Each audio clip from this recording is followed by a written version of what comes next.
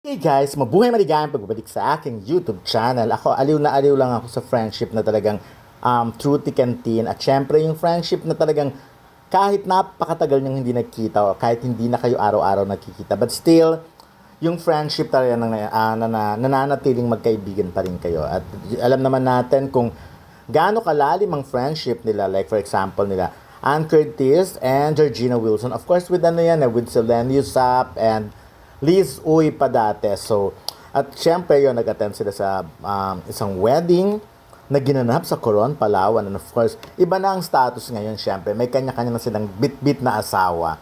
And at the same time, may mga anak na rin silang kasama, di ba? Unlike before, pag magkakasama sila talagang puro single noon at talagang grabe din ang mga adventure nila ng mga panahon. Aminado naman si Ann, di ba? Nakikita naman natin sa... Pero ito, anyways, ito yung sinasabi ko nga. Dito, nakikita yung pagbabago ng isang babae pag nagkaasawa at nagkaanak na.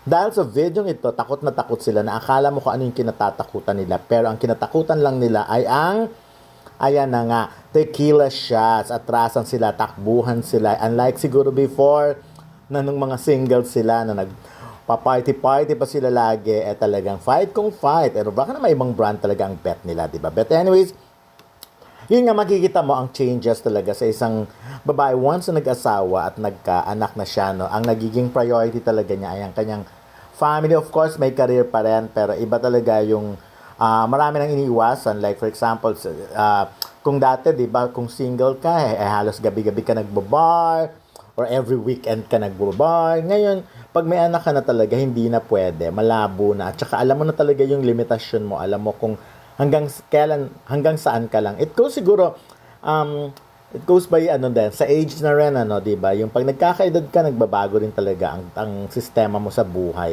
Unlike talaga pag teenager ka or pag bata ka, nasa early 20s ka, tapos single ka, and nag-work ka pa, at kumikita ka pa ng malaki, talagang fight. Ako rin naman before, na-experience ko rin yan, yung talagang umaga na umuwi at sobrang lasing na lasing.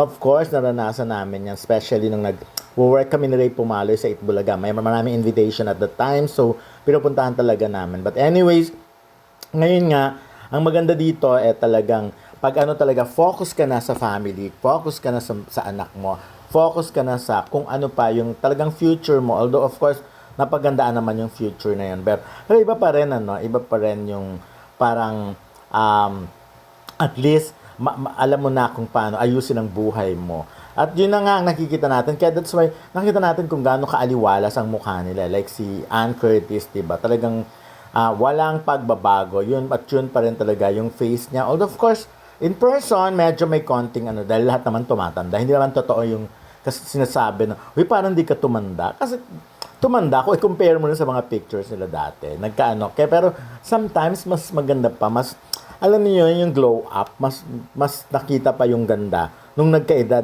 yung mga ganong tipo.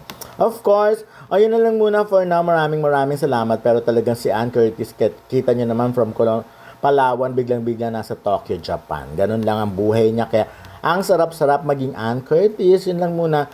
Maraming salamat and see you soon. Bye-bye. Para mas bonggang-bongga lang tayong lahat.